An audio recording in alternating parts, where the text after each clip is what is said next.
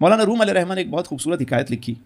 کہتے ہیں کہ ایک شخص کو ایک ہیرا ملا, سنار کے پاس گیا, کہنے لگا جی مجھے یہ ہیرا ملا ہے, اس کی چیک کریں کیا مارکیٹ کیا ہے, ویلیو کیا ہے اس کی. اس نے کسوٹی پہ اس کو چیک کیا اور کہنے لگا بھائی یہ تو اتنا انمول ہیرا ہے کہ اگر پورا بازار بھی تمہیں دے دیا جائے جب بھی اس کی قیمت ادا نہیں ہو سکتی, بڑا نایاب ہے. تم ایک کام کرو, بادشاہ وقت کے پاس چلے جاؤ, ہو سکتا ہے وہ تمہیں اس کی صحیح قیمت دے دیں. وہ بادشاہ کے پاس پہنچا, بادشاہ نے چیک کروایا تو جو مشیر تھے, وزیر تھے, انہوں نے کہا بادشاہ سلامت, آپ اپنا تخت و تاج بھی دے دینا تو اس کی قیمت ادا نہیں ہو سکتی. بادشاہ کہنے لگا بھائی مجھے تو یہ ہر قیمت پہ چاہیے.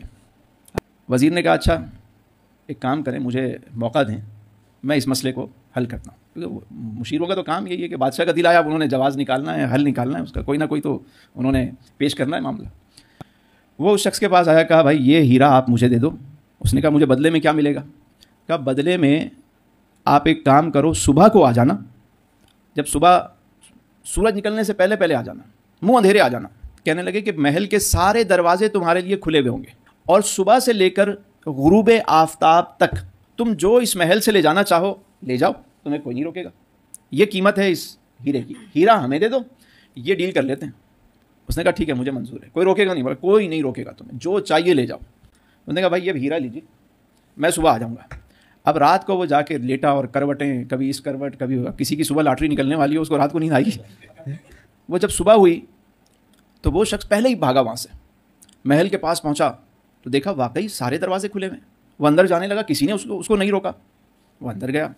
اب وزیر نے کیا کام کیا, اندر 3 کام کیے اس نے.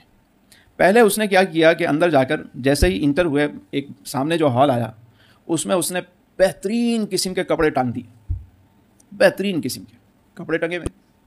یہ شخص جیسے ہی داخل ہوا, اس نے کہا یار ابھی تو صبح صبح کا وقت ہے, ابھی تو بہت ٹائم پڑا ہوا ہے, ایک کام کریں پہلے ذرا کپڑے تو پہنے.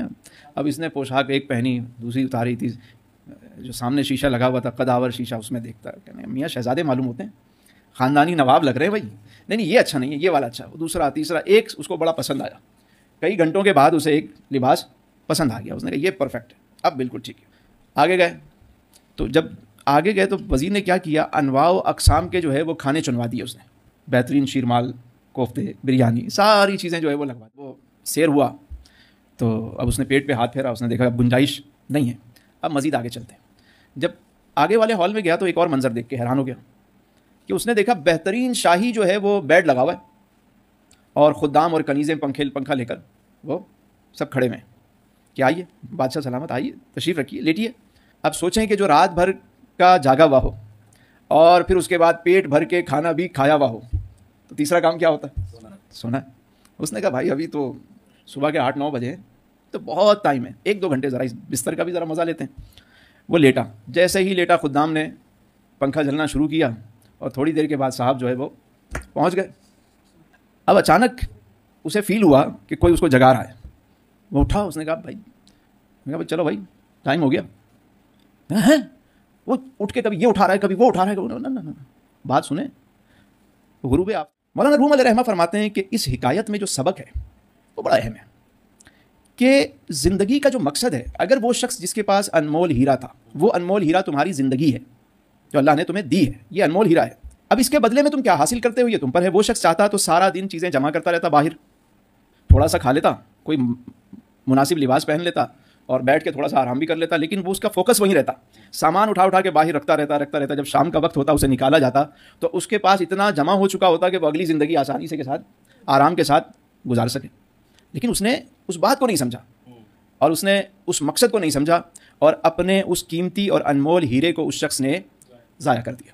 تو یہی حال دوستو ہمارا ہے کہ یہ 3 چیزیں جو ہے نا, اس پر ہم اس ہیرے کو ضائع کر رہے ہیں, خوراک, سونا اور لباس.